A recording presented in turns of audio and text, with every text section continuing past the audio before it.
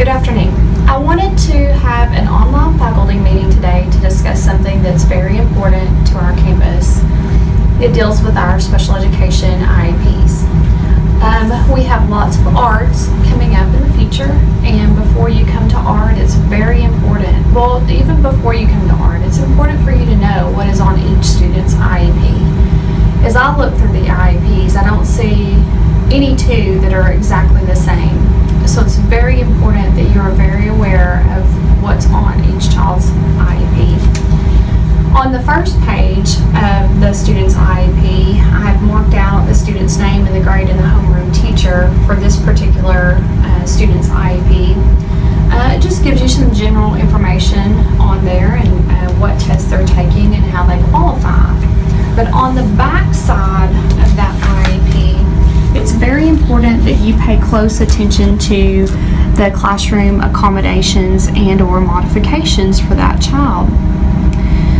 On this particular student's IEP, it tells us that they have preferential seating in the core classes, oral admin of tests, small group for quizzes and tests, wait time to respond, and in English and math, where they're pulled out for their resource time, they get edible reinforcers. Now, like I said earlier, not all students will have the exact same accommodations or modifications.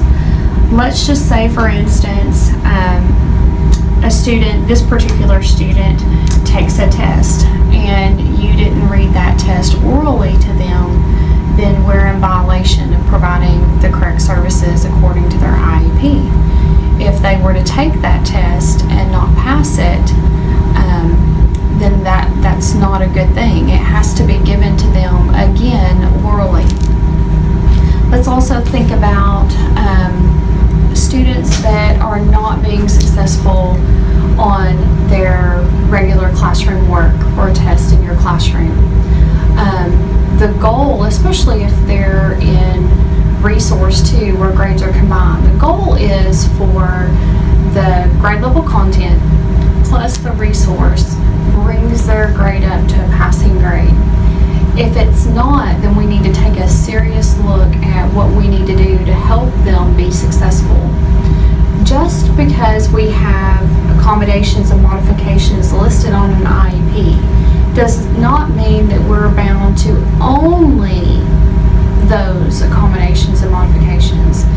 It is quite okay for a regular ed teacher to try different things in your classroom, on your daily work, on your test, to find out what helps your special education student be successful. We should not have a special education student who continually fails paper after paper or test after test in the classroom without trying something new. Because as we go into these ARD meetings, we need to come with samples of work prepared to show what works or what doesn't work for that student. If there's a modification that's not listed on the current IEP, then that's something that we need to bring to the table in an ARD committee and say, hey, we need to add this to future accommodations and modifications. If you are unsure of how to modify for a student, please ask. Melody and Joy are great resources. They can give you suggestions on what you can do. Just yesterday I saw Ms. Smith take a test and she modified it for a student to see if they could be successful. And they were very successful after the modifications were made. So please pay attention to what the current accommodations and modifications are for your students.